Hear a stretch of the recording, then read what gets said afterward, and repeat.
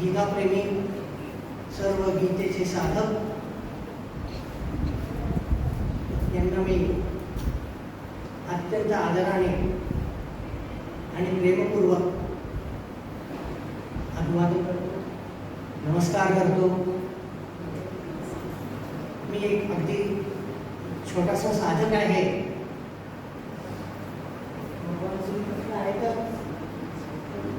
आमच्यावरती ठीक आहे असेल. हो, भगवान श्रीकृष्ण आहेतच. ती माऊली आहे एक प्रकारची, सर्वांवरती तिचं लक्ष आहे.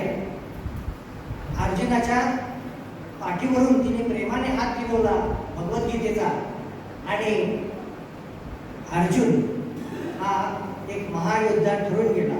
त्यानंतर अनेक व्यक्तींना, अनेक लोकांना, अनेक साधकांना श्रीकृष्णाने माऊली म्हणून त्या सर्वांच्या पाठीवरती हात फिरवला. आजही भगवद्गीता त्याच अनुषंगाने वाचली जाते, तिचा अभ्यास केला जातो. माऊलीच्या पाठीवरून, ज्ञानेश्वरांच्या पाठीवरून श्रीकृष्णाने हात फिरवला आणि माऊली दिली. माऊलीने ज्ञानेश्वरी लिहिली आणि सर्व जगाची ती माऊली झाली. एवढं मोठं भाग्य. असा आता श्रीकृष्ण, त्याच्या संदर्भामध्ये मी एक अगदी छोटी व्यक्ती आहे, काहीतरी थोडंफार सांगावं.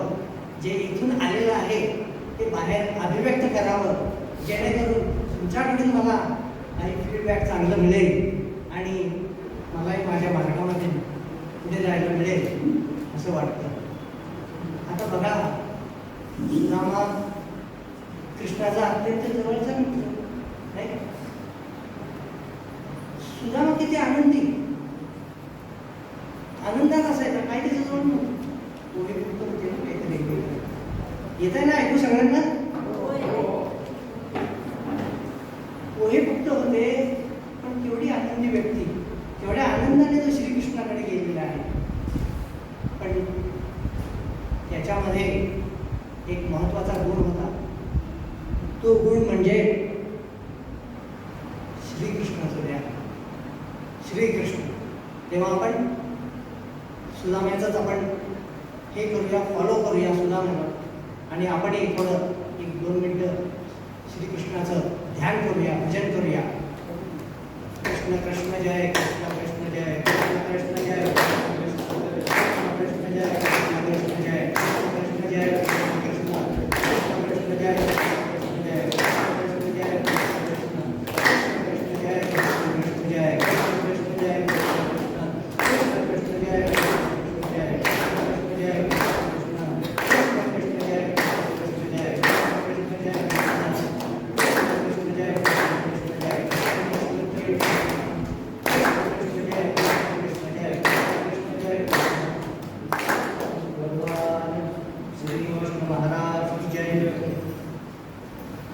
ब्रह्मा वरुणेन्द्र रुद्र मरुतस्तुन्वन्ति दिव्यैस्तवै वेदैः साङ्गपदः क्रमोपनिषदे गायन्ति यं सामगाः ध्यानावस्थित तद्गतेन मनसा पश्यन्ति यं योगिनो यस्यान्तन्न विदुस्वराः सुरगणा देवाय तस्मै नमः.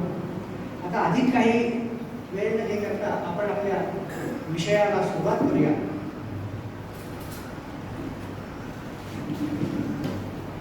आजचा विषय जो आहे तो आत्ताच अजयजींनी सांगितला. भगवद्गीता मानसशास्त्रीय दृष्टिकोन, भगवद्गीता एक मानसशास्त्रीय दृष्टिकोन.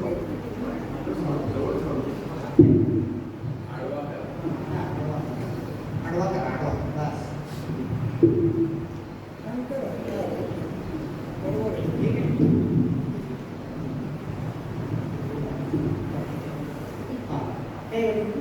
त्यांच्या दृष्टिकोनातून आवाज येतोय का?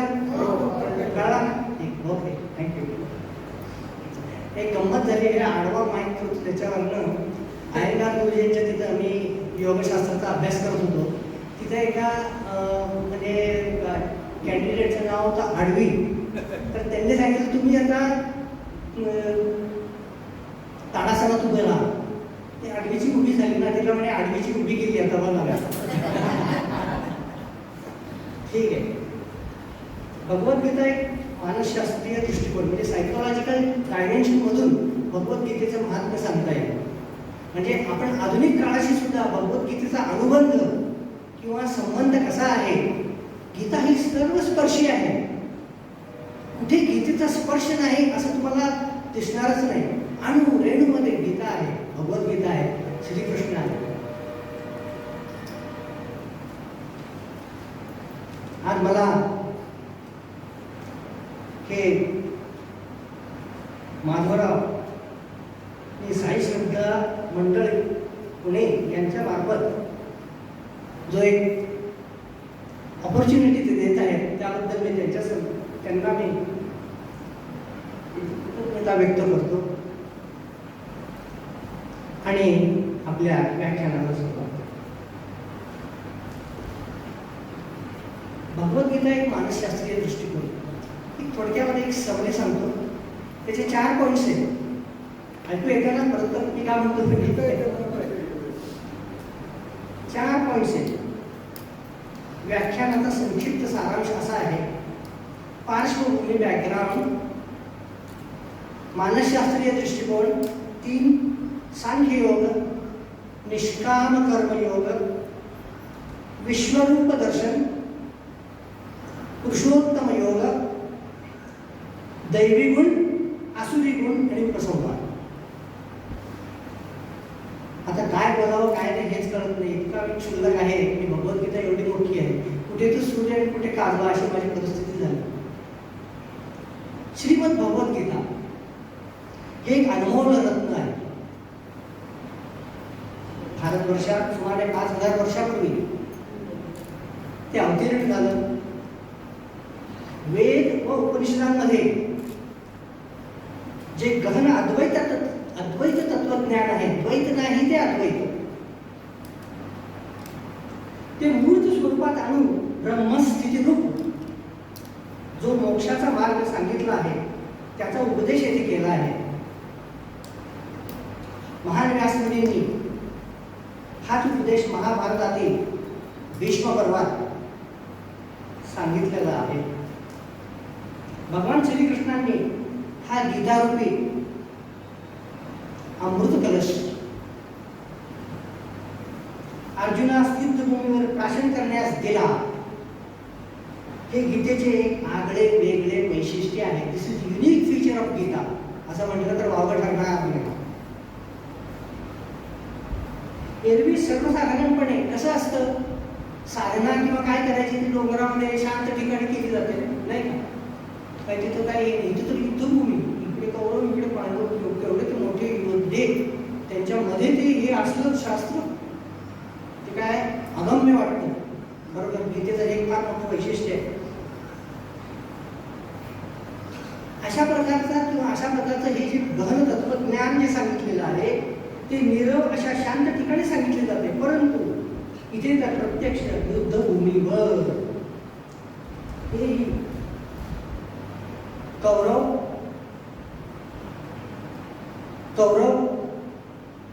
पांडवांच्या सैन्यांमध्ये सांगितले हे विशेष. गीतेची जर सूक्ष्म अवलोकन केले, गीता जर अगदी मायन्यूटली बघितली, सूक्ष्मपणे बघितली, खोलात जाऊन जर बघितली तर काय घडेल? तिच्यात काय नाही, सर्व काही आहे. नाही असं नाही, आहे. Affirmative thinking, not negative thinking. हे नाही ते नाही ते नाही असं नाही, सर्व आहे आहे आहे आहे आहे. तिच्यात एक श्रेष्ठ प्रकारचं तत्वज्ञान आहे. अद्वैताचं जे महामेरू ज्याला म्हणतो ते आहे. त्याचप्रमाणे आपली कर्मे निरनिराळ्या परिस्थितीत उत्तम प्रकारे कशी पार पाडावी याचे उत्तम मार्गदर्शन, गायडन्स तेथे आढळते. जीवनात अनेक दुःखे, यातना, पीडा इत्यादी भोगत असताना त्यांना कशा प्रकारे सामोरे जावे क्रायसिस आहे, निरनिराळे क्रायसिस आहे. आता मी काय करू, किंग कर्तव्य, अरे असं परिस्थिती आली, आता काय करू, माझे पैसे सगळे गेले, आता काय करू, माझी नोकरी गेली, आता काय करू. ह्यामध्ये धीरोदात्तपणे त्यावरती मात करून पुढे जाणं हे भगवद्गीता सांगते. भगवद्गीतेच्या संदर्भामध्ये लोकमान्य टिळकांनी कर्मयोग सांगितलं. आता तू कुठं मंडलामध्ये सांगितलं बघा, म्हणजे गीतेचं एक सामर्थ्य सांगतो तुम्हाला. त्यांच्या पत्नी येत्या निवर्तल्या, तेव्हा ते मंडालेच होते. तेव्हा पुण्यातले काही लोक त्यांना तिथे भेटायला गेले मंडाले. काय म्हणजे तुमच्या मुलांनी पण हे केलं, त्यांनी काही हे केलं, सुसाईड केली. आणि त्याचप्रमाणे त्याच्या पत्नी निवर्तल्या, काय असं. तर म्हणे आता बळवंतराव तुमच्यावर आकाशच कोसळलेलं आहे. टिळक म्हणाले, आकाश जरी कोसळलं तरी त्यावरती पाय ठेवून कसं उभं राहायचं ते मला चांगलं माहिती आहे. लागा तुम्ही कामाला जा म्हणे पुण्याला. गीतेचं सामर्थ्य आहे. गीता, गीतेवरतीच त्यांनी भाष्य केले ना. माणूस जर उदास, निराश, दलितगात्र थकला तर त्याला एक प्रकारची उभारी देऊन पुन्हा आपली पूर्ववत जीवनाची वाटचाल कशा प्रकारे करावी तेही येथे दिसते. म्हणून गीता ही सर्वस्पर्शी व सर्वदर्शी अशा दीपस्तंभाप्रमाणे असणारी मार्गदर्शिकाच आहे. अशा या गीतेची थोरवी स्वतः शंकरानेच गायली. दुसरी पुढे शंकर, स्वतः शंकराने, भगवान शंकराने गायली. व तिचे आत्यंतिक विलोभनीय वर्णन संत श्रेष्ठ ज्ञानदेवांनी ज्ञानेश्वरीत केल्याचे दिसून येते. ते म्हणतात, ज्ञानदेव काय म्हणतात, या गीतार्थाची थोरी स्वये शंभू विवरी चेत भवानी प्रश्न करी चमत्कार होती. चेत हरु म्हणे येणजे देवी जैसे का स्वरूप तुझे तैसे हे नित्य नूतन देखीजे गीता तत्व. अर्थात काय झालेलं आहे, शंकरांनी प्रत्यक्ष गीतेचं वर्णन केल्यानंतर पुढे काय अद्भुत अद्भुत आहे. गीता अद्भुत आहे. अर्थात या गीतेची थोरवी एवढी मोठी आहे की स्वतः शंकरच त्याची चर्चा करीत असताना पार्वतीस चमत्कार वाटून तिने शंकराचा प्रश्न केला. त्यावर शंकर म्हणाले, हे पार्वती, तुझे स्वरूप नित्य नूतन असल्यामुळे जसा त्या तुझ्या स्वरूपाचा पार्थानुपत्ता लागत नाही, तसेच हे गीता तत्व नित्य पाहावे तेव्हा नवीनच आहे असे वाटते. म्हणून तेही जाणण्यास कठीणच आहे. म्हणून गीतेवरती खूप भाष्य झाली. गीतेवरती एवढी भाष्य झाली, जगात तेवढ्या कुठल्याही ग्रंथावरती भाष्य झालेली नाही. हे त्याचं वैशिष्ट्य. पण इथे आपण म्हणतो ना शंकर, आता ज्ञानदेवांनी बघा ना काय शब्द, हरू, ते ना हरू म्हणे. बाकीचे म्हणतात शंकर आहे, शिव आहे, किंवा अजून काय महादेव आहे. पण ज्ञानदेवांनी हरू म्हणे. काय शब्दाची भेट आहे, काय शब्द आहे. इव्हन ते आपल्या गुरूंना, निवृत्तीनाथांना बाकीचे लोक म्हणतात दादा दादा, तर म्हणजे दादूला.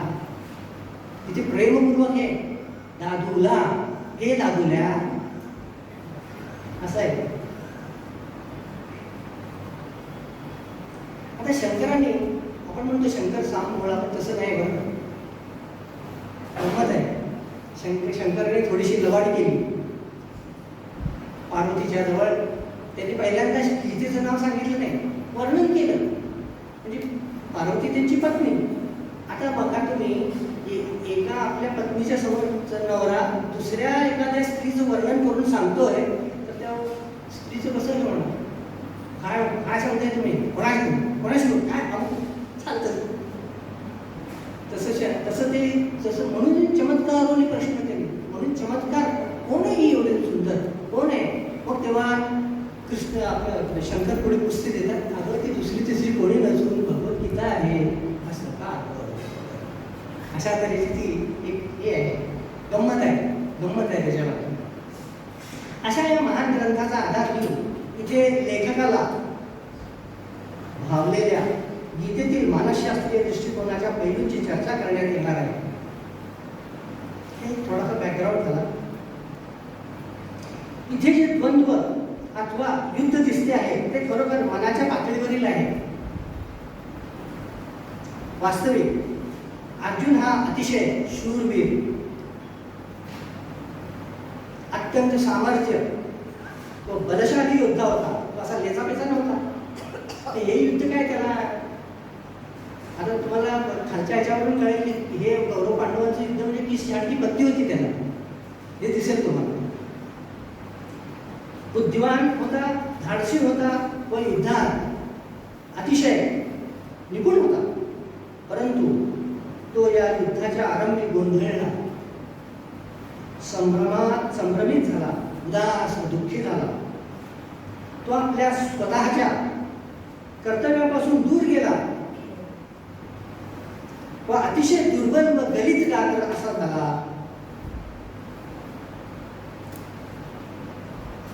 याचे अत्यंत वास्तव वर्णन जर पुढे केले असेल, पुन्हा मी सांगतो ज्ञानदेवांनी हे वर्णन करताना त्याच्या सामर्थ्याच्या,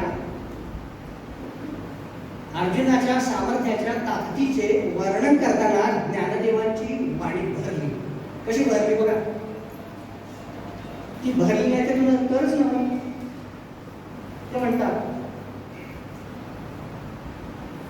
जेणे संग्रामे हरू जिंतिला, निवात कवचांचा ठाऊ फेडिला, तो अर्जुन मोहे कवळिला क्षणा माझी.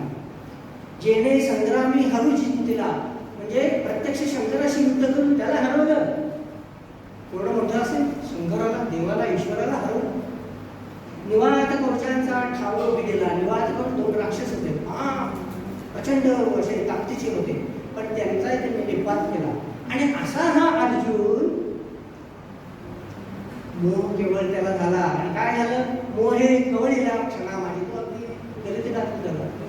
गांडी धनुष्य टाकून दे, हे करते. याचा अर्थ असा झाला की अहो, अर्जुनाने युद्धात प्रत्यक्ष शंकराशी जिंकले, पण निवात कवच राक्षसांचा माणूस नाहीसा केला. तोच अर्जुन मोहाने आता एका क्षणात दुःखी झाला. काय हे आश्चर्य, म्हणजे लहान मुलासारखं रडायला लागलं, लहान मूल झालं. यावरून अर्जुनाचे अफाट साहस व सामर्थ्य दिसून येते. असा हा शूरवीर आपली सर्व अस्त्रे शस्त्रे टाकून देतो आणि लहान मुलासारखे रडू लागतो. हे जे पहिल्या अध्यायातले वर्णन आहे ते माणूस खूप खचला असता, म्हणजे उदास किंवा डिप्रेस झाला असता काय होते याचे वर्णन येथे दिसते. आता आपण या पार्श्वभूमीवर आपण आधुनिक मानसशास्त्र काय म्हणतो ते बघूया. कारण आधुनिक मानसशास्त्राची सुद्धा अनुबंध गीता ही सर्व स्पर्धी, सर्व ग्रामीणचे सर्व आलं. आधुनिक मानसशास्त्रज्ञ या उदासीनतेच्या किंवा डिप्रेशनच्या संदर्भात काय म्हणतात ते पाहू. या उदासीनतेवर मानसशास्त्रात विविध प्रकारच्या मानसशास्त्रीय उपपत्त्या किंवा थिअरीज आहेत. उदासीनता म्हणजे आपले जे विविध प्रकारचे मूड्स आहेत त्यात काही अव्यवस्था किंवा डिसऑर्डर्स निर्माण झाले. आपले मूड असतात, राग, लोभ, अमुक तमुक, हे ते, विवेक, अमुक, शांत राहणं, रागावणं, हसणं, खेळणं, मूड्स निर्माण, विस्कळीतपणा निर्माण होतो आणि मग ती व्यक्ती आपले दैनंदिन व्यवहार करण्यास असमर्थ होते. ते बरोबर दैनंदिन हे करत नाही.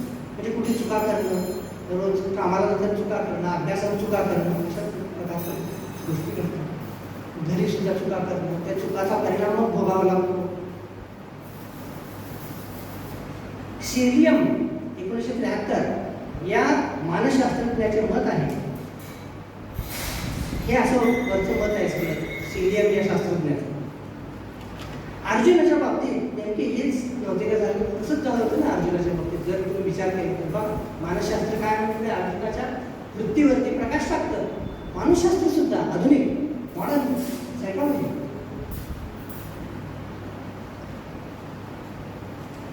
युद्धभूमीवर आल्यावर त्याच्या मूडमध्ये बदल झाला.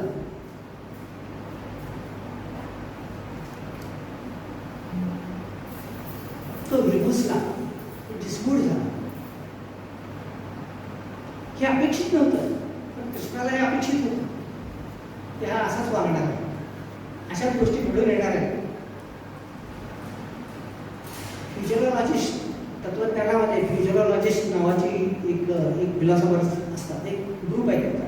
फ्युचरोलॉजी म्हणजे भविष्यात काय घडणार आहे ते सांगतो. आमचे प्रोफेसर होते, माझे गाईड डॉक्टर सुंदराचार्य म्हणून, त्यांनी 3000 वर्षानंतर विश्व कसं असेल त्या संदर्भामध्ये खूप मोठं असं एक व्याख्यान दिलं आणि आर्टिकल लिहिलं होतं. म्हणजे फ्युचरोलॉजी, फ्युचरमध्ये काय घडणार आहे, हा सगळा हा पास्ट आहे, हा भूतकाळ आहे आणि भविष्यात आत्ता आपण आहोत. त्या भूतकाळातली आणि आत्ताची परिस्थिती ही लक्षात घेऊन भविष्यात काय घडणार आहे या संदर्भामध्ये प्राककथन किंवा पूर्वकथन, भविष्यकथन करणं याला फ्युचरोलॉजी म्हणतात. सो श्रीकृष्णाला he was a futurologist in that sense.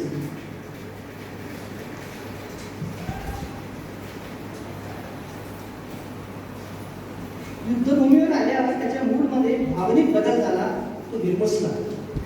काही वर्तनवादी मानसशास्त्र, त्यांना बिहेवियरिस्ट म्हणतात, असे मत आहे की सभोवतालची परिस्थिती ही त्या व्यक्तीचे वर्तन घडविण्यास अथवा परिवर्तन घडवून आणण्यास महत्त्वाची भूमिका घेते. बाजूचा जर समजा जर कसा माहोल आहे, एन्व्हायरमेंट आहे, त्यावर त्या माणसावर परिणाम होतो, चांगला किंवा वाईट काय असं.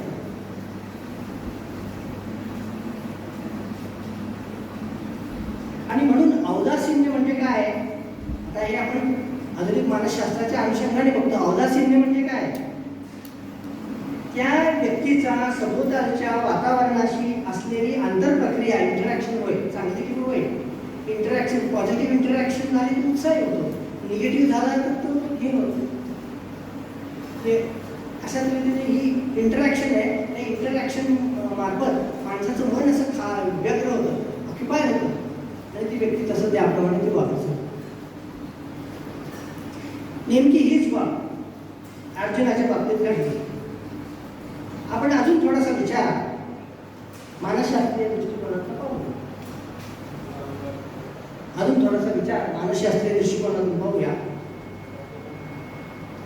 मागे आपण पाहिले उदासीनता, आपण आता मगाशी बघितले डिप्रेशन म्हणजे काय, उदासीनता म्हणजे काय. उदासीनता ही कशा प्रकारे माणसाच्या बदललेल्या अवस्थेवर आधारित असते. उदासीनता माणसाची जी बदललेली मूड बदललाय त्यावरती आधारित असते उदासीनता. आता तर आपण म्हणतो अरे आता चांगला होता, काय नाही ना मूड, किंवा अशी दुर्दैवी एखादी घटना घडते, त्याचा एक कोणते जवळचा निघून गेलेला असतो तर ती घटना घडते, त्याच्या मूडमध्ये फरक होतो आणि तो किंग कर्तव्य होतो. तशीच गोष्ट ही अर्जुनाच्या बाबतीमध्ये होते की काय असं दिसतं. तसेच वर्तनवादी मानसशास्त्रज्ञांचे विचार आपण उदासीनतेच्या संदर्भामध्ये आपण बघितले. आता आपण आणखी काही डिप्रेशन किंवा उदासीनच्या संदर्भामध्ये प्रारूपे व उपपत्त्या पाहूया, काही थिअरीज पाहूया थोडक्यात. ऑपरंट कंडिशनिंग, ऑपरंट म्हणजे ऑपरेशनल कंडिशन करणं, एखादी कृती करताना कंडिशनिंग झाल्यानंतर त्याचा मूडमध्ये काय करतो. यानुसार डिप्रेशन हे सभोवतालच्या वातावरणातील सकारात्मक गोष्टी काढून टाकल्याने निर्माण होते. सकारात्मक गोष्टी आहेत कारण मी धरून चाललोय आता चांगल्या, लगेच नकारात्मक गोष्टी किंवा भूतकाळ भविष्यात अशा प्रकारची परिस्थिती निर्माण होते आणि त्याला डिप्रेशन. उदाहरणार्थ आपली नोकरी जाणे, आय टी मध्ये खूप आज पाश्चात्य देशामध्ये वगैरे आय टीच्या मुलांनी काय म्हणजे इतकी पोकळी हे झाले की त्याचा काहीच नाही, अंधार आहे सगळं, मी काय सांगू काय करू, जीव देऊन टाकला, सुसाईड केलं. इतका तो डिप्रेस आणि खोलवर गेला. तसेच इतरही उदासीन डिप्रेस लोकांशी त्यांचा संबंध आला तर तो तसाच होतो. आता एक चांगला असा हे म्हणत नाही, एखादा दारूचा व्यसनी आहे तो दुसऱ्याला पण म्हणतात घे रे थोडीशी, काय होत नाही, काय घेतलं नाही, म्हणजे तो त्याला हे करतो, त्याच्या अनुषंगाने दुसरा तिसरा चौथा असं करत संपूर्ण अख्खा ग्रुप तो त्या दारूच्या नशेमध्ये त्याला ढकलून देतो किंवा ठेवून जातो.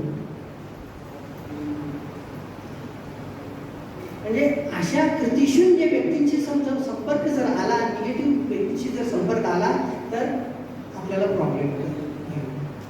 पण गीतेसारखे किंवा असे काही ग्रंथ आहेत किंवा अशा काही महान व्यक्ती आहेत की ज्या त्या क्रायसिसमधून या ह्याच्यातनं बाहेर काढायला मदत करतात. अशा वेळी ती व्यक्ती कृतिशून्य झालेली असते म्हणून तिला मदत लागते बाहेरची. कृष्णाने तसंच केलं. त्या व्यक्तीला तिच्या जवळच्या नातलगांना व मित्रांनी अनुकंपा दाखवली पाहिजे. अशा वेळेस तो डिप्रेस असा झालाय, नाही रे बाबा काय नाही, ठीक होईल, सगळं ठीक होईल. काही व्यक्ती गेल्यानंतर एखादी अनुकंपा दाखवतात, काय नको करूच काळजी, मी आहे, अमुक आहे तमुक आहे असं सांगून त्याचा सोलेस किंवा त्याच्यावरती एक हुंकर मारली जाते. एक नाही बाबा असं नको करू, ठीक झालं, आता काय करणार बघा.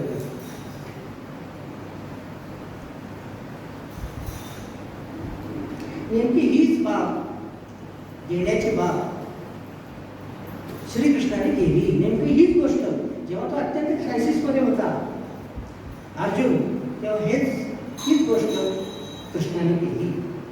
आता अजून एक थिअरी उपपत्ती आहे ती सायकोडायनेमिक थिअरी त्याला म्हणतात. सायको म्हणजे माइंड, डायनेमिक म्हणजे गतिशील.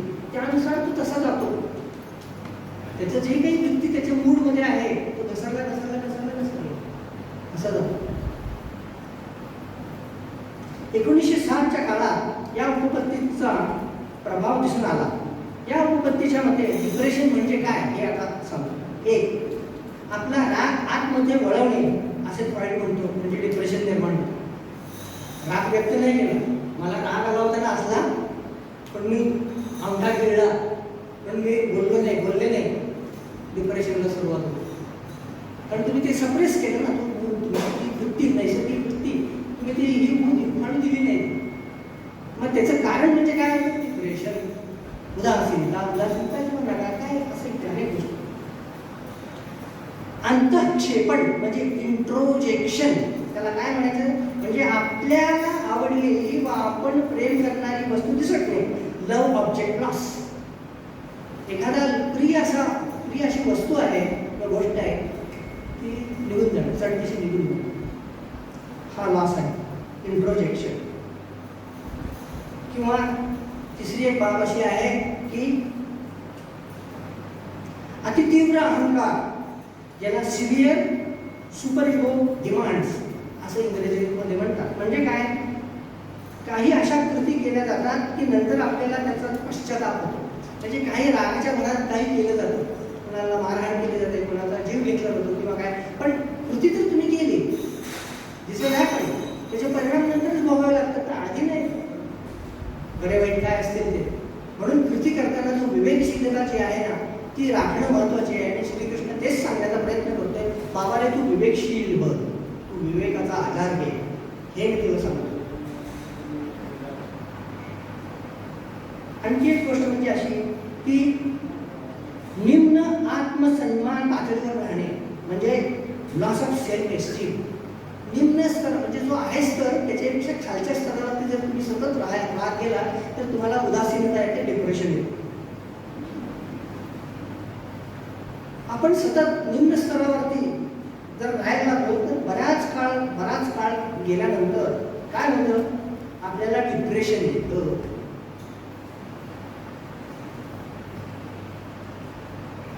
आईने तिच्या मुलाची फारकत पहिल्या वर्षी होणं हे डिप्रेशनचं काळ आहे.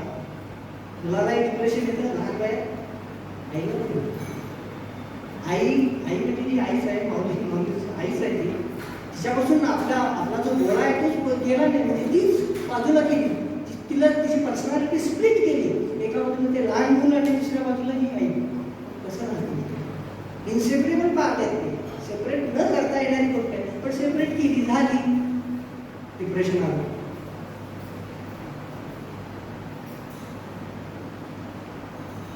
डिप्रेशनच्या मागे काही जैविक बाबींचे अस्तित्व असणे म्हणजेच काही व्यक्तींचे पालक हे मृत्यू पावलेले असतात, तर काही पालक त्यांना टाकून देतात, त्याच्यामुळे पण डिप्रेशन येते.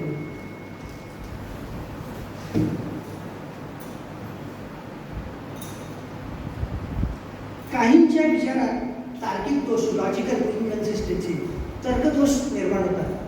तार्किक रीतीने ते विचार करू शकत नाही, लॉजिकल सुसंगती ते लावू शकत नाही कुठल्याही गोष्टीची.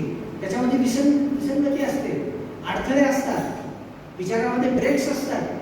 स्मूथ असं नसतं, स्मूथ थिंकिंग ज्याला म्हणतं ते नसतं. ते काही गोष्टींवर आपले ध्यान केंद्रित करतात, परंतु त्या गोष्टी त्या बरोबर नसून वास्तवतेला सोडून असतात. वेदांतामध्ये म्हणून म्हटले ना, माया विसंगती आहे.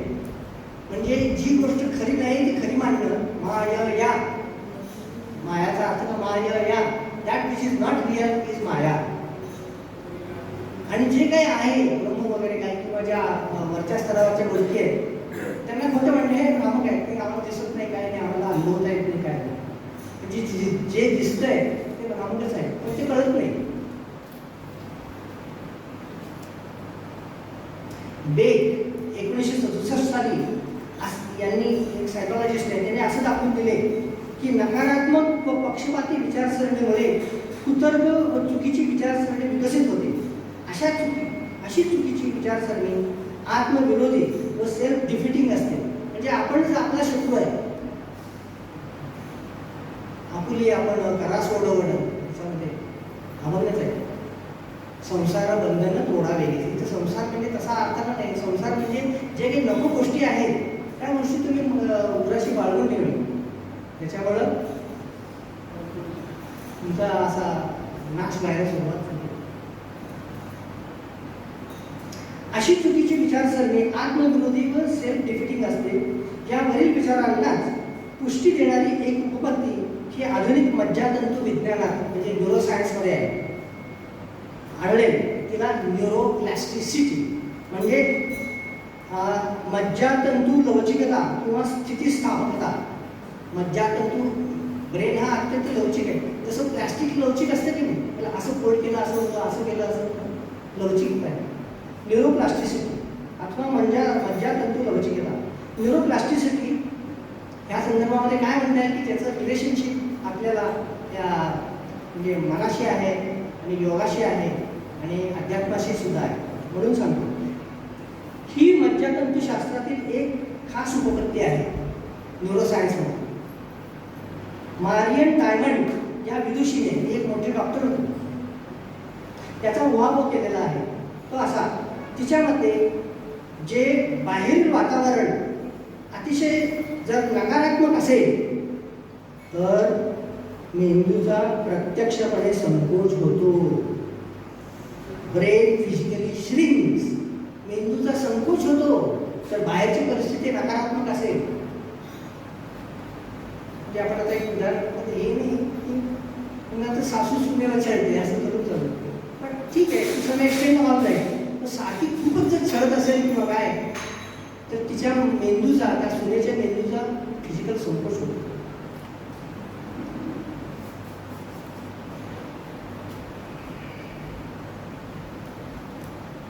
आणि या उलट काय होते, जर वातावरण अतिशय पोषक व उपयुक्त असेल तर तोच मेंदू प्रत्यक्ष वाढतो, म्हणजे फिजिकल वाढ होते त्याची.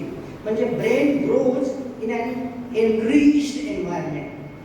सुपीक जमिनीत जसं हे चांगलं येते की नाही, काय धान्य वगैरे, नापीक जमिनीत कसं होईल, तोच विचार इथं आहे सायकोलॉजिकली सांगितलं. अजून एक आहे, त्याला ह्युमॅनिस्ट किंवा मानवतावादी दृष्टिकोन. म्हणजे काय, माणसाच्या काही गरजा या अगदी विशिष्ट असतात असे मास्लो याचे म्हणणे आहे. सर्वात महत्त्वाचे म्हणजे आत्मबोध, सेल्फ ॲक्च्युअलायझेशन. याच्यासाठी माणूस सतत प्रयत्न करतो. माणूस हॅपीनेस पाहिजे नाही का, मला शांती पाहिजे, मला आनंद पाहिजे, यासाठी प्रयत्न आहेत माणसाचे सारखे सतत. फार पूर्वापार अनंत काळापासून हेच करतोय माणूस आणि पुढेही तसंच करणार आहे. की जेणेकरून त्यास असे वाटते की आपले जीवन अर्थपूर्ण होईल, परंतु त्याच्या या प्रयत्नात जर अडथळे व प्रश्न निर्माण झाले तर त्यास उदासीनता किंवा डिप्रेशन येते. यावरील सर्व विवेचनावरून मानसशास्त्राचा केवढा मोठा आवाका आहे हे लक्षात येते. म्हणून निरनिराळ्या समस्या व प्रश्न हे बहुतांशी मानसिकच असतात, सायकॉलॉजिकलच आहे. जर तुम्ही डॉक्टरकडे गेलात तर हां तुम्हाला बीपी झालं तर काहीतरी गडबड झालेली आहे, म्हणजे मनाच्या स्तरावर, तुम्ही शरीरावर चांगले आहे, मनाच्या स्तरावरतीच तुमचं बिघडलेलं आहे, चक्र बिघडले आहे तुमचं. त्यांचा फार मोठा परिणाम शरीरावर होत असतो. इथे आपण त्या दृष्टीने उदासीनतेचा किंवा डिप्रेशनचा विचार केलेला आहे. आता आपण पुन्हा सारखं जरा हे करावं लागतं, बॅक अँड फोर्थ. आता आपण पुन्हा अर्जुनाच्या या अशा प्रकारच्या उदासीनतावादी मानसिकतेकडे वळूया. कारण हा एक कन्सिस्टंट असा एक हे आहे. जरी तुम्हाला पाश्चिमात्य हे सायकॉलॉजी वाटले, मध्येच कुठे हा सायकॉलॉजीकडे गेला, मध्येच कुठे हा इकडे गीतेकडे गेला, तसं नाही. ही रेष आहे, ह्या रेषेला सगळं बांधून टाकलं. तो हार आपण बांधतो, फुलं नाही का, निरनिराळे फुलं असतात ते त्या सूत्रामध्ये अडकले जातात. तसं हे सूत्रीकरण आहे, सुसूत्रीकरण आहे असं म्हटलं तर वावं ठरणार नाही. जेव्हा अर्जुनाने श्रीकृष्णाला विनंती केली की आता हा रथ युद्धभूमीकडे घेऊन चल, तेव्हा त्याची मानसिकता मूळ युद्ध करण्याची होती. परंतु तो जेव्हा दोन्ही सैन्यांमध्ये आला व त्याने संपूर्ण कौरवांना पाहिले, तेव्हा त्या परिस्थितीचा विपरीत परिणाम त्याच्यावर झाला. आता तो जो युद्धाला तयार होत होता तो न होता युद्ध करणारच नाही, मला नको युद्ध, चाललो मी आता मी संन्यास घेतो आणि चाललो, अशा भूमिकेला आलो. अशी त्याची भावना होऊन गेली. अशा त्या उदासीन अवस्थेतून अर्जुनाला एका श्रीकृष्णाखेरी कुणीच बाहेर काढू शकले नसते. कारण अर्जुन एक अतिशय बलशाली योद्धा होता. या परिस्थितीतून बाहेर काढण्यासाठी तेवढ्याच ताकदीचा किंवा त्याहूनही अतिशय श्रेष्ठ असा नरश्रेष्ठ तेथे हवा होता व तो दुसरा तिसरा कोणीही नसून साक्षात भगवान श्रीकृष्णच होता. अर्जुनाने इतर कोणाचेच ऐकले नसते. कशाला ऐकू, मी सुदृढ आहे, मी शंकराला मी कशाला कोणाचं ऐकू अशा परिस्थितीमध्ये. परंतु यातून त्याला बाहेर काढण्याचे महान कार्य फक्त एका कृष्णानेच केले. त्याने अर्जुनाला या गर्दीतून नुसतेच बाहेर काढले असे नव्हे, त्याला त्याच्या कर्तव्याची जाणीव करून दिली, युद्धाला तयार केले. त्यासाठी त्याने निरनिराळे सिद्धांत, प्रमेय, विविध प्रारूपे, युक्त्या यांची योजना केली. कधी व्युत्क्रम, कधी उपहास, तर कधी श्लेष अथवा उपमा इत्यादी वाक्शास्त्रांचा वापर करून त्याच्या मानसिकतेमध्ये आमूलाग्र बदल घडवण्याचा यशस्वी प्रयोग करून त्याने दाखवला. त्यानंतर आपल्याला कळेल यशस्वी झालं, सिद्ध झालं, एखादं प्रमेय सिद्ध झालं, सत्य झालं, तसं केलेलं पुस्तक अर्धवट सोडलेलं नाही. यानंतर आपण आता थोडंसं सांख्य योगाकडे बघूया. कारण सांख्य योग जो आहे ना, तुला सांगितला, सांख्य योगाची 25 तत्व ही पतंजलीने तशी स्वीकारलेली आहे. सांख्य कपिल मुनींचं होतं, ते निरीश्वरवादी होते, ईश्वराला मानत नव्हते, म्हणून पुरुष आहे, पुरुष त्यांनी सांगितलं. आणि पतंजली सेश्वर सांख्य, ते ईश्वर मानत होते, म्हणून योगाला, पतंजलीच्या योगाला सेश्वर सांख्य, स ईश्वर सांख्य, ईश्वर मानणारे असं ते पतंजलीचं हे आहे. आता सांख्ययोग म्हणजे काय, दुसऱ्या अध्यायामध्ये सांगितलंय, पण इथे आपण थोडासा विचार करूया. सांख्ययोग म्हणजे ज्ञानयोग.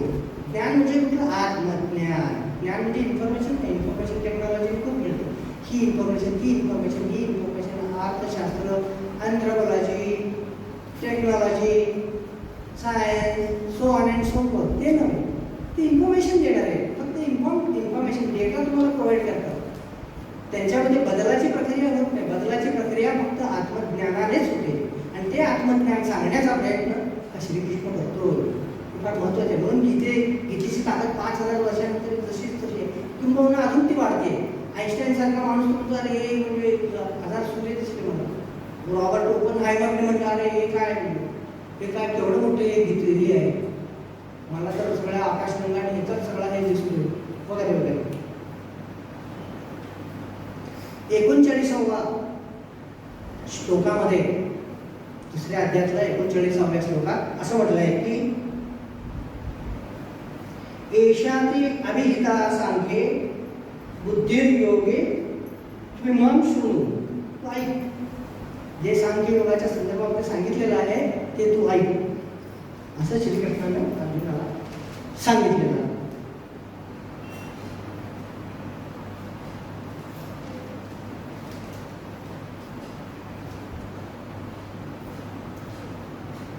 अर्जुना आता अजून गंमत एक आहे, ती म्हणजे आहे की श्रीकृष्णाने बोलण्यास सुरुवात कधी केली. पहिल्या अध्यायात तो अजिबात बोलला नाही. बघा तुम्ही, पहिल्या अध्यायाला अजिबात काही बोललेलं नाही. श्रीकृष्ण बघतोय, पाहतोय, अनुभवतोय, निरीक्षण करतोय सर्व परिस्थितीचं. पहिल्या अध्यायात श्रीकृष्ण कुठेच बोलताना दिसत नाही. त्याचे कारण म्हणजे तो संपूर्ण परिस्थिती निहाळत होता. अर्जुनाची समस्या समजावून घेत होता. समजून घेणे फार महत्वाचं आहे. न समजून घेता अर्धवटच काय केलं काही का हा कळलं अरे समजून घे त्या माणसाला काय ते फार हे करण्यासारखं. कुठलाही लिडर किंवा काय मोठा हे असतो, मोठी व्यक्ती असते, आधी ती समजून घेते काय काय त्याचं म्हणणं आहे बाबा, हा त्याला द्या, मग त्याच्यावरती ती प्रतिक्रिया घेते.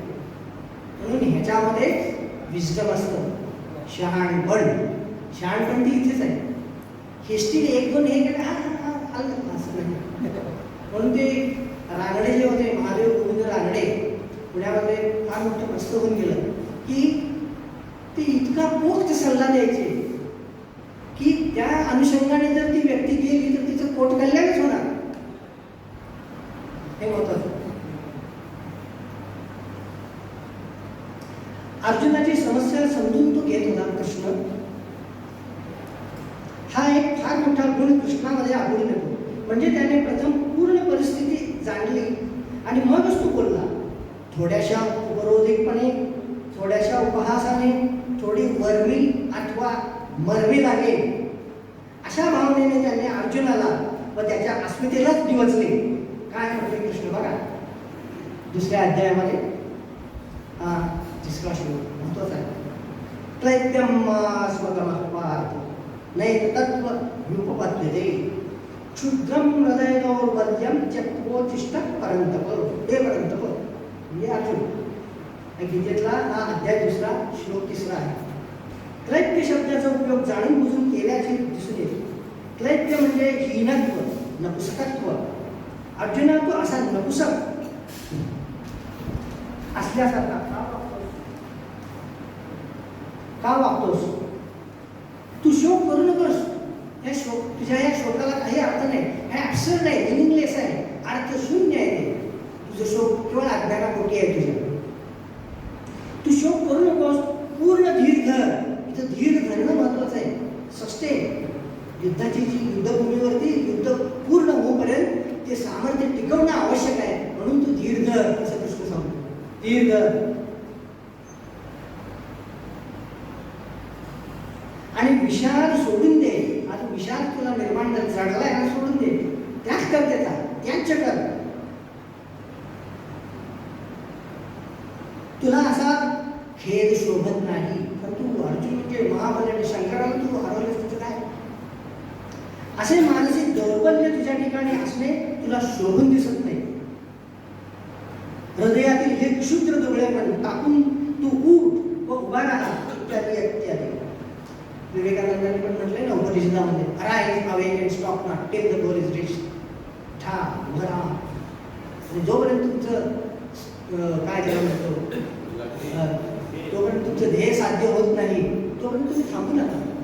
फार मोठं सामर्थ्य आहे. तेच इथं भगवद्गीतेमध्ये श्रीकृष्ण त्याला सांगण्याचा प्रयत्न करतो.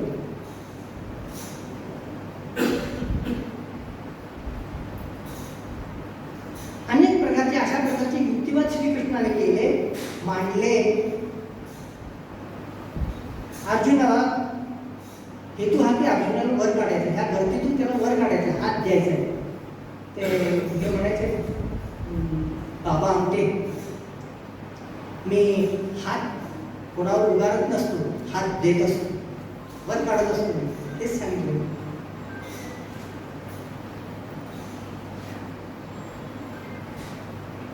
पूर्वी आपण उदासीनतेच्या संदर्भामध्ये म्हणजे डिप्रेशनच्या संदर्भात विचार केलेलाच आहे. आता त्यावर आणखी थोडासा प्रकाश आपण टाकूया, आधुनिक दृष्टिकोनातून टाकूया.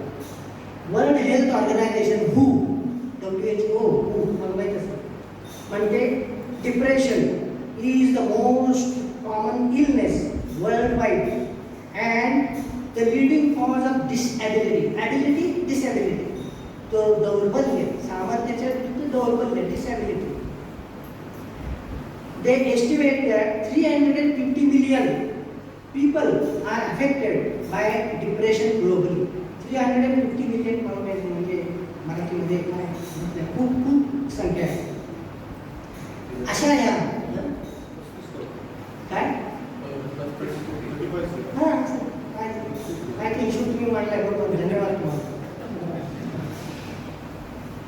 अशा ह्या उदासीनतेची व नैराश्याची काही लक्षणे दिसतात. ती अशी आहेत. एक, उदासीनता ही पुरुषांपेक्षा स्त्रियांमध्ये अधिक दिसते. जिथं पुरुष संस्कृती आहे तिथे तुम्हाला आढळून येईल. हां, गंबस्त बोलू नको, ते ती रिॲक्ट होत नाही. दुसरी एखादी धाडसी होते रिॲक्ट, तुम्हालाच काही कळत नाही. याची लक्षणे अशी आहेत की अजून एक दुसरं आहे, आनंद मावळलेला असतो. त्या व्यक्तीच्या जीवनातला आनंद जेव्हा मावळतो, डिप्रेशनकडे तुझं असणे आणि बाहेरील जगातील रस, इंटरेस्ट निघून जाणं. आता काय माय लाईफ इज वर्थलेस, काय अर्थ नाही म्हणलं, काय या जीवनाला माझ्या अमुक आहे असं जे आहे. कारण तो योगापासून पण दूर गेलेला आहे, गीतेपासून पण दूर गेलेला आहे. मग कसं डिप्रेशन लाईफ राहील. म्हणून आता जे वर्कशॉप किंवा काय आहे ना, हे याच्यातून बाहेर काढण्यासाठीच आहे मला असं वाटतं. त्यांना याचं अभिनंदन केलं पाहिजे, माधवरावांचं अभिनंदन केलं पाहिजे. करा टाळ्यांचा आवाज करा.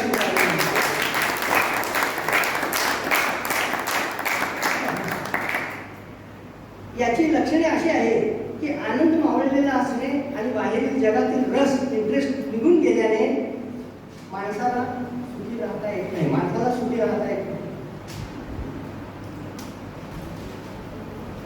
माणसाला सुखी राहता येत नाही.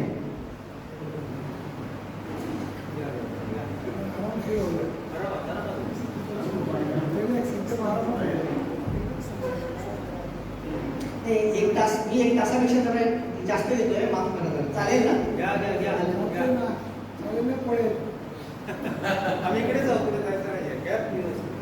माणसाला सुखी राहता येत नाही, अशी जर परिस्थिती असेल तर माणसाला सुखी राहता येत नाही. अजून एक आहे, नैराश्य ही एक अतिशय गुंतागुंतीची बाब आहे. निराशा काय येते त्याला आधुनिक विज्ञानाचा सुद्धा सपोर्ट आहे. त्यात जनुकीय, जेनेटिक, जीवशास्त्रीय, बायोलॉजिकल, पर्यावरणीय आणि मानसशास्त्रीय घटक आढळतात. निराशेचे वेगवेगळे प्रकार आढळतात. ते कसे विविध प्रकारचे आहेत याची एक परीक्षा घेतली जाते. तिला हॅमिल्टन टेस्ट, हॅमिल्टन सायकोलॉजिस्ट होता, हॅमिल्टन टेस्टच्या अनुषंगाने ही जी त्या माणसामध्ये वृत्ती जी आहे, निराशा, त्याची इंटेन्सिटी, तीव्रता, तर ती हॅमिल्टन टेस्ट काय करते? मानसशास्त्रातील ही टेस्ट असून तिच्याद्वारे डिप्रेशन किंवा उदासीनतेची तीव्रता मोजता येते. स्केल करता येते. सायकोलॉजिकल टेस्ट आहे, स्केल करता येते. in one of the first rating scales to measure the severity of perceived anxiety symptoms, याची लक्षणं जी आहेत ना ती अशी दिसतात की त्या हॅमिल्टन टेस्टमधून दिसतात. हे जीवशास्त्रीय, बायोलॉजिकल, पर्यावरणीय ही सगळी स्केल्स त्याला डिफाईन करता येतात. हॅमिल्टन शास्त्रज्ञांनी असं सांगितलेलं. तसेच नैराश्य हे दोन प्रकारचे असते, एक सकारात्मक व दुसरे नकारात्मक. आता सकारात्मक काय, आता गाडी आता लेट झाली तर कशाला पळत, बॅग घेतली पळत पळत गाडीत जाऊन बसतो, हा ही सकारात्मक आहे. त्याच्याने तुम्हाला स्ट्रेस कसा येईल सांगता येईल, स्ट्रेस येणार नाही त्याच्याने, पण त्या डायनेमिझम आहे, त्याच्यामध्ये गतिशीलता आहे. नकारात्मकतेमध्ये काय गतिशीलता नसते आणि नुसतंच मग मनाचंच हे होतं की तू असं मला म्हणाला, त्याने असं मला केलं, ते अशी झाली तशी झाली. हे सर ते रिपीट जर होत असलं तर निगेटिव्हिटी निर्माण होते, निगेटिव्ह स्ट्रेस निर्माण होतो. तो घातक आहे. बीपी वाढतं, बीपीचा हार्टवरती परिणाम, शुगरवरती परिणाम, so on and so forth, किडनीवरती परिणाम असं.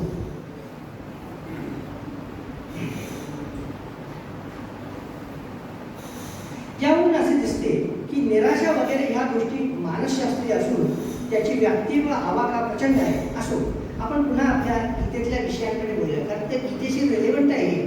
म्हणून आपल्याला परत आपण सायकॉलॉजी आणि इकडे असं गीतेचा दुसरा अध्याय हा सांख्ययोग. सांख्य म्हणजे ज्ञानयोग. गीतेच्या दुसऱ्या अध्यायातील 39वा श्लोक आपण बघितला. आता सांख्य या शब्दाचा अर्थ काय, संख्या, नंबर. आता आपण डिजिटायझेशन केलं वगैरे असं म्हणतो. 8 ते 10,000 वर्षापूर्वी कपिल मुनी आणि यांनी हे संपूर्ण ज्ञान, आध्यात्मिक ज्ञान, आधिभौतिक ज्ञान हे सगळं डिजिटायझच करून टाकलं होतं. 25 तत्व, पुरुष आणि प्रकृती, 2 डायट, डिजिटल फॉर्म, त्यामध्ये काय प्रकृती, सत्वराचे तम, 3 ट्रायड, पुन्हा डिजिटायझेशन.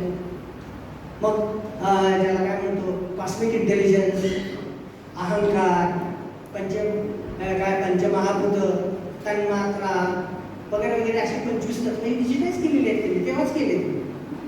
म्हणून त्याची स्पष्टता, त्याचा प्रभाव, सांख्य योगाचा, सांख्याचा प्रभाव, सांख्य फिलॉसॉफीचा प्रभाव हा इतर ज्ञानशास्त्रांवरती झाला. याचं कारण म्हणजे हे डिजिटाईज तेव्हा त्यांनीच केले. आत्ता आपण म्हणजे डिजिटायझेशन वगैरे वगैरे करतो. ठीक आहे, असं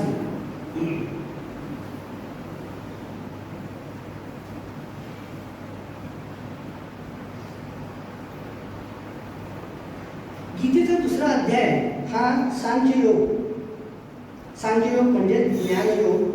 गीतेच्या दुसऱ्या अध्यायातील 39व्या श्लोकात आहे, आपण मागे बघितलं. म्हणून प्रसिद्ध आहे. श्रीकृष्ण सांगतात, हे अर्जुना, हे जे तू म्हणतो की हे भीष्म पितामह, माझे आजोबा, हे द्रोण माझे गुरु, हा दुर्योधन माझा भाऊ वगैरे वगैरे, हे तुला आत्ताच का आठवलं? बहासाने म्हटले, अगदी त्याला चिट्टाच घेतलं. आत्ताच कसं काय आठवलं मला हे, असं म्हणतो ना आपण, आत्ताच कसं काय आठवलं तुला?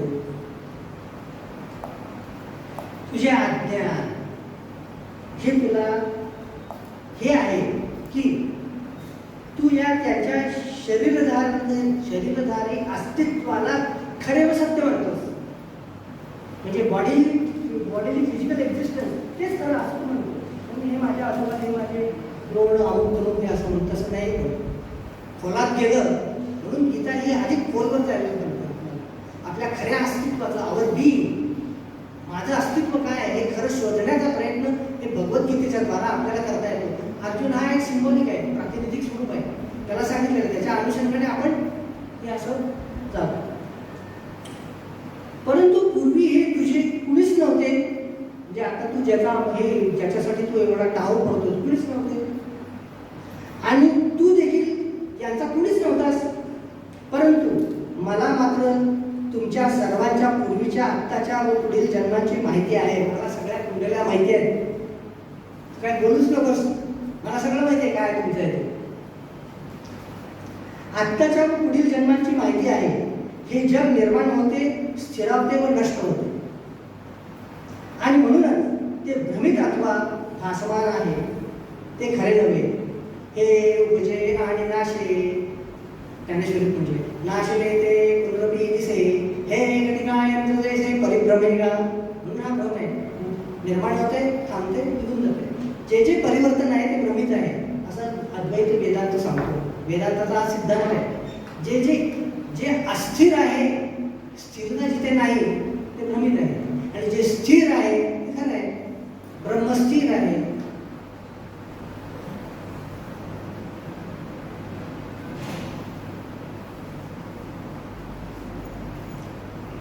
तेव्हा या सर्व कौरवांचेच काय, परंतु सर्व प्राण्यांचे अस्तित्व हे देखील तात्पुरते आहे. तू मारल्यानेच कौरव मरतील व तू न मारल्यास ते अमर होतील, हा तुझा भ्रम व अज्ञान आहे. हा तुझा युग आहे, खोटा युग. हा तुझा अज्ञान आहे. या अज्ञानामुळे अविद्येपोटी तू असं म्हणतोय केवळ मीच मारले ते मारणार आहे, ते मारणारच नाही असं थोडंच आहे. हे तू बाजूला सार, हे तुझं अज्ञान आहे, हे बाजूला सार. तू फक्त निमित्त मात्र आहेस, तू निमित्त आहेस. तुझ्या मार्फत हे सगळं या गोष्टी घडून येतात, तू निमित्त आहेस. अशा प्रकारे अद्वैत तत्वज्ञानाची चर्चा श्रीकृष्णांनी अर्जुनाबरोबर केली. हे अद्वैत तत्वज्ञान आहे. त्याचप्रमाणे अर्जुनाला श्रीकृष्णांनी त्याच्या कर्तव्याची जाणीव करून दे असे म्हटले की अरे क्षत्रियाला ऐन युद्धाच्या वेळी कृपाळूपणा, ममता व दया दाखविणे उपयोगी नाही. कृष्ण पुढे म्हणतात, हा मोह तुला कसा व कुठून उत्पन्न झाला कोण जाणे, मला काहीच माहित नाही. हे एवढं मला काय कळतच नाही, तुझी काय सायकोलॉजी आहे, तुझं काय मत आहे, कुठून आली तुझी स्थिरता. अर्जुना, हे तुझे असे वागणे योग्य नाही. जर हा मोह धरून ममता भ्रांतीत पडलास तर त्याचा परिणाम असा होईल की आजपर्यंत तू मिळवलेली ख्याती, पराक्रम, लौकिक इत्यादी सर्व सकाळावर जाईल, निघून जाईल, काही राहणार नाही. तुझी क्रेडिबिलिटी, ज्याला तुझं क्रेडिट काय, क्रेडिबिलिटी निघून जाईल तुझी. तुझ्या अंतःकरणातील हा निर्भयपणा या तुझ्या कल्याणाला कारणीभूत होणार नाही. कारण निर्भयपणा म्हणजे क्षत्रियांना त्यांच्या युद्धातील एक अधपतनच आहे. तो एक पराभूत आहे असं म्हटलं तर वावग ठरणार असे समज. याप्रमाणे श्रीकृष्णाने अर्जुनाला अनेक प्रकारे बोध केला. हेतू हा की त्याने आपला निर्भयपणा टाकून शूरवीराप्रमाणे युद्धाला तयार व्हावे, म्हणजे आपल्या कर्तव्याला जागे व्हावे. तत्वज्ञानाच्या प्रांतात नेताना श्रीकृष्ण अर्जुनास सांगतात की हे अर्जुना, तू आत्मानात्म विवेक जागृत कर. आत्मा काय, अनात्मा काय, खरं काय, खोटं काय, ह्याची दिमाग लाईन जी आहे ना ती ड्रॉ कर. हे खरं आहे, हे खोटं आहे. हा आत्मा म्हणजे खरा, वास्तव, सत्य. अनात्मा म्हणजे खोटं, भ्रामक. ह्याच्यामध्ये तू वेगळी लाईन, डिमार्केशन लाईन काढ की जिथे आत्मा खरा आहे आणि हा अनात्मा आहे.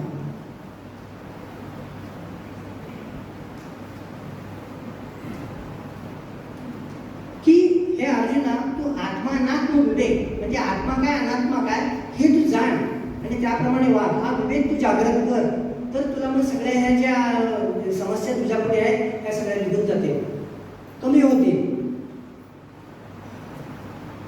म्हणजे आत्मा काय व अनात्मा काय, खरे काय व खोटे काय इत्यादी विचारांची तू कास कर. अरे आत्मा हा चैतन्य रूपी सत्य असून अपरिवर्तनशील आहे, तर आपला देह, शरीर परिवर्तनशील आहे. तो खोटा आहे कारण तो जड आहे. मॅटर सतत परिवर्तित होतो. अशा प्रकारे तत्वज्ञानाचा बोध करीत अर्जुनाला त्याच्या परिस्थितीतून बाहेर काढण्याचा प्रयत्न येथे कृष्ण करताना आढळतात. 3ऱ्या अध्यायात श्रीकृष्णाने लोकांमध्ये 2 प्रकारच्या निष्ठा आढळतात असे सांगितले आहे. एक आहे ज्ञानमार्गावरील निष्ठा व दुसरी आहे कर्ममार्गावरील निष्ठा. हे दोन्ही मार्ग अंतिमतः मलाच म्हणजे सत्याला जाऊन मिळतात. या प्रकारे श्रीकृष्ण अर्जुनाला हळूहळू त्या स्थितीतून बाहेर काढण्यासाठी प्रेरित करतात.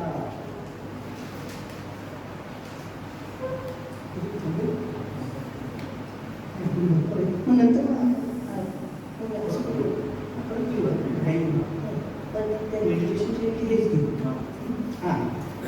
आता मी 5 मिनिटात जरा हे बोलून नंतर अर्ध पाहिजे असेल अजूनही आहे त्याच्यावरती. आपण नंतर रात्री वगैरे असं बघूया आपण, ठीक आहे? ओके. आता थोडक्यामध्ये जरा मी थोडंसं हे करतो.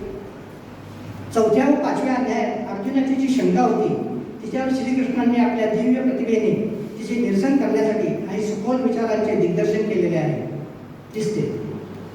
कर्माच्या संदर्भातील चर्चा ही अतिशय महत्त्वाची असून तिचे खूपच गांभीर्याने विवेचन केल्याचे दिसते. मोहामुळे व अज्ञानामुळे अर्जुनास असा संभ्रम पडला होता की मी युद्ध करावे की न करावे, कारण युद्ध हे देखील एक प्रकारचे कर्मच आहे. म्हणून मी जर युद्ध केले तर भीष्म द्रोण इत्यादींबरोबर युद्ध कर्म करावे लागेल व त्यांच्याबरोबर युद्ध करणे हे महापाप ठरेल. जर ते युद्धात मारले गेले तर तेव्हा कृष्णाने अध्याय 5व्यात कर्म कसे करावे म्हणजे त्याचे परिणाम आपल्यावर होणार नाही याचे विवेचन खालीलप्रमाणे केलेले आहे. एक श्लोक हे करून आपण इथे थांबूया. ज्ञेयच्च नित्यसन्यासी यो न द्वेष्टी न कांक्षी निरद्वंद्वो हि महाबाहो सुखम बंधात प्रमुच्यते. गीता अध्याय 5 श्लोक 3. अर्थात तिथे काय म्हटलेलं आहे, जो कशाचाही द्वेष करीत नाही आणि कशाचीही इच्छा करीत नाही तो पुरुष कर्मे करूनही नित्य संन्यासी समजावयाचा. कारण हे महाबाहो अर्जुना, जो सुखदुःखादी द्वंद्वांपासून मुक्त झाला तो अनायासे कर्माच्या सर्व बंधनांपासून मुक्त होतो. गीता रहस्य लोकमान्य टिळक अध्याय 5 श्लोक 3. म्हणजे येथे श्रीकृष्णाने अर्जुनाला युद्ध करायला किंवा कर्म करायला प्रवृत्त करण्यासाठीचे मार्गदर्शन केले. युद्धाला प्रवृत्त करणे म्हणजेच एक प्रकारचे मानसिक परिवर्तन करणे नव्हे काय, आपण ते बूटच्या संदर्भामध्ये बघितलं होतं. सायकोलॉजिकल ट्रान्सफॉर्मेशन याला म्हणतात. इथे घडविण्याचा प्रयत्न करताना श्रीकृष्ण दिसतो. कोणत्याही कर्मफलाचा आश्रय न करता निष्काम कर्म जो आपले कर्म कर्तव्य बुद्धीने करतो तोच खरा संन्यासी व तोच खरा योगी. 6व्या अध्यायाची सुरुवातच म्हणजे या विचारांनी केलेली आहे. आता इथं आपण थांबूया. 6वा अध्याय काय आहे तर ते आपण पाहू.